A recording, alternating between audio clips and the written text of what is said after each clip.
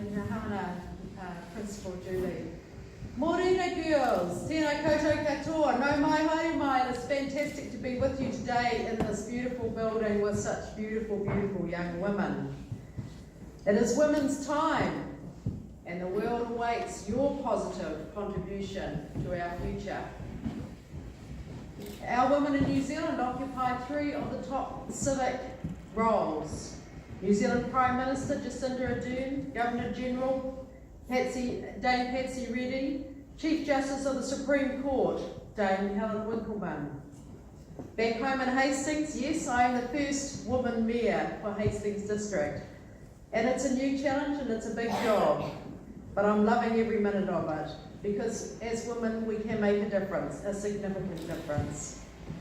The first woman in 125 years, and to see my portrait up there with all our forefathers is a difference and a different looking. And today I want to share to you one woman and what we bring to our world and our community. We also have mayors, many female mayors, and we've in Central Hawke's Bay we have a female mayor and a chief executive of the council in Central Hawke's Bay. We have some of our New Zealand top principals in New Zealand, our women, educating you, our future, our wonderful children. As women, we have a value offering that brings a fresh and different perspective to all areas and all levels of the community. We have the ability to capture hearts and minds, and in doing so we empower people to change entrenched cultures that people have been doing the same thing for many years within groups and organisations for the greater good for our people and for our families and for our communities. I could have called this speech "Women Can Do Anything," but I steered away from that because I realised that over the last 2 decades, in fact, we have been doing everything. We have pilots as women, we have ship captains, chief executives, prime ministers, self-made business entrepreneurs. We are doing everything. A lot has changed since I was a girl. There are far more opportunities that will await you. But essentially, women have proven they will bring a significant and distinctly different value, and for that matter, values, to today's world. It is important to remember those women who have gone before us, and your very own Miss Hodge, who had a vision of a new world where women contributed equally and were equals. They were supremely capable and doggedly determined to pave the way for those who would follow them. And as we look at the future, they are the ones who we must be grateful to. They are the ones whose courage began to change society's perception of women. They are the ones who dared to dream. In 1976, my parents expected my sister and I to leave high school in year 12 and get a very good, solid government job and a good government department until we got married and had children and spent our lives supporting and caring for our husbands. That was the expectation of a lot of parents in those days. I lasted 4 years in my office job before I headed for London by myself to see the world. After returning home, my sister and I bought 2 fruit shops, one in Hedatonga Street in Hastings and one in Middle Road in Havelock North. I was 26 years old. We sold new ideas, and when everyone was eating pies and donuts in town, we sold vegetarian lunches. We sold organic produce before people knew what organic produce was about. And back then we were pretty much before our time. We had a mortgage to pay, and that year GST came in, which is 1986. There was a big looning, and with Te Moana freezing works closed down, and Hastings went through some very, very challenging and difficult times because so many people lost their jobs and were made redundant. It was a difficult time to run a business. Our shop would often be broken into at night, with windows broken and people stealing food, and it was a very steep learning curve. But for us, failure wasn't an option. No experience is ever wasted. And we learned heaps in those 6 years about economics, about social well-being, about financial management, about how to build a happy team and bring the right people around you, and how to work really, really hard. If we look back over the past century, there are so many traditional employment areas where women are strongly represented, but they're not necessarily being considered for leadership roles in those locations. And this is where you and your generation will change that. Today and the future, there will be opportunities for women's voices to be heard in both traditional roles and in new roles that might not even exist at this time. Women will be trained in these new roles to meet significant challenges that our world faces today. Global warming and the pollution of our environment are some of these challenges. And I fear to say that a number of our generation have been asleep over the last 50 years. Addressing climate change and environmental change that past generations has caused is no small feat.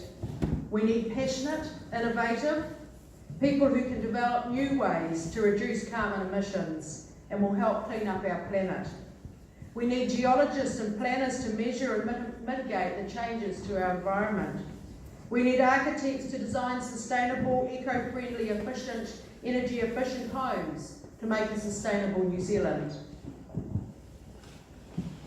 We need women directors and managers and leaders who can find ways to address and change the cultures in our central and local government, our corporations, our companies. Women who are brave to stand up and speak the truth through powerful and bold communication. We need problem solvers who can communicate effectively, who can bring people together to find ways to address these challenges that we face. For inspiration, we can look no further than our own Prime Minister, who this week is attending a World's Leaders Conference, and there brings her own unique leadership style to bear on the issue of how to manage social media in the light of the effects on world peace. Inequality looms largely across the world. The gap between the rich and poor threatens to undermine the stability of our society.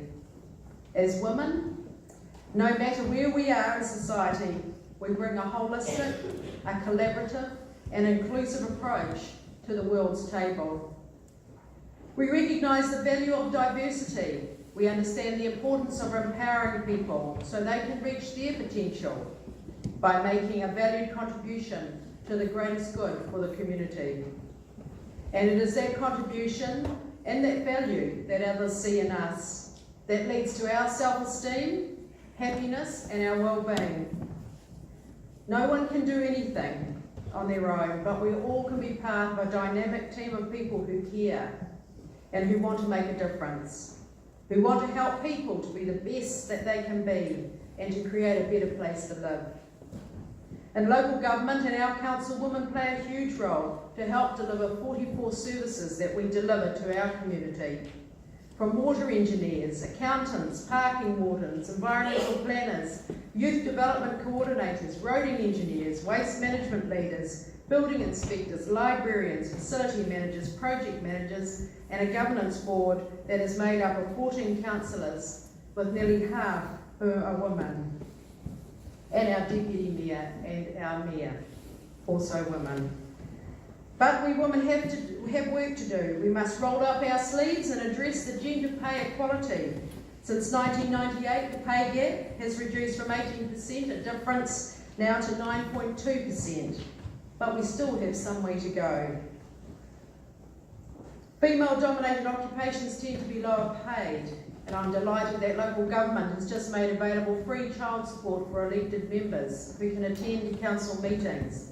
It is vitally important that we attract young women to our local government to represent our people. For you, our beautiful women, never feel pressure to find your chosen career straight from school. Gone are the days when you're expected to have one career for life. When our daughter Alexandra came to us during an exhausting 7th form year at school, where she had a very big leadership role and at the same time was trying to earn all the excellence credits in all subjects, She was not sure what to do for her next steps and where her life should take her. She felt the pressure of people saying, "What are you going to do when you leave school?" Not knowing what to do, she chose to take a gap year, a year working as a matron in a boarding school in Woodford in England.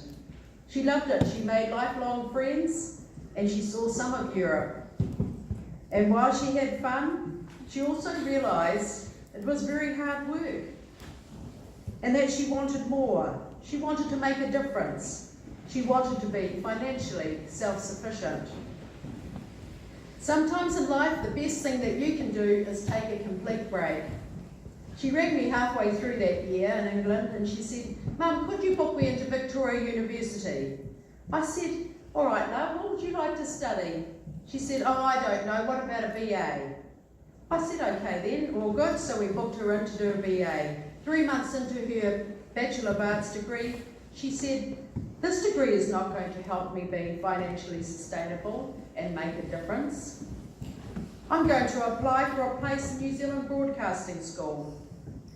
Broadcasting School only takes 30 people and students each year, and like a lot of industry, they prefer applicants to have life skills, which she, having taken a year off and to go to England, had certainly created. She frantically started learning Te Reo Māori, which she needed for her application for the panel interview. She was accepted after 3 years of hard work and going through 2 very, very challenging Christchurch earthquakes, she graduated and got a job on breakfast television for TVNZ. From there, she went to News Talk ZB, then to London to produce a late night radio show for ITV, and then producing for ITV. She's now an executive producer in Toronto with her own current affairs show of lifestyle and fashion, showing and working for Canadian Networks television. And the best thing that she did was take a complete break, catch her breath and have some fun and quietly reflect on where to from here. Our second daughter graduated with a communications degree from AUT, and after a year she headed to the US, now in her 3rd year, living in New York, living the life. She has a great job writing for a magazine and freelancing for other media outlets. Last year she was published twice in the New York Times, and last week she interviewed Anne Hathaway for the New Zealand Herald. My dream for each and every one of you is for you to find your passion and your gift and learn what it makes for you to be happy. Always have a plan. It doesn't matter if you stick to the plan, and make sure that you just enjoy the journey. Allow yourself to make mistakes and take time to learn from those mistakes. Never forget, each and every one of you has a gift. It may be on the sports field, it may be in the classroom, it may be on the stage or the science lab. Give everything a go with passion, be dedicated, and most of all, care for others throughout your life's journey. We all have opportunities, but it is up to us to take those opportunities. Sometimes we feel those opportunities without being able to find them specifically. They just seem to grow out of a feeling. Build a very strong, supportive network of people around you who you can trust. You are sure to have your best interests at heart. Wherever you land on the leadership spectrum, you are a woman. If you are brave and have the courage to speak your truth from your heart, you will make a difference to yourself and to those around you. Kia kaha, go well with God's blessing. Nō reira, tēnā koutou, tēnā koutou, tēnā tātou katoa.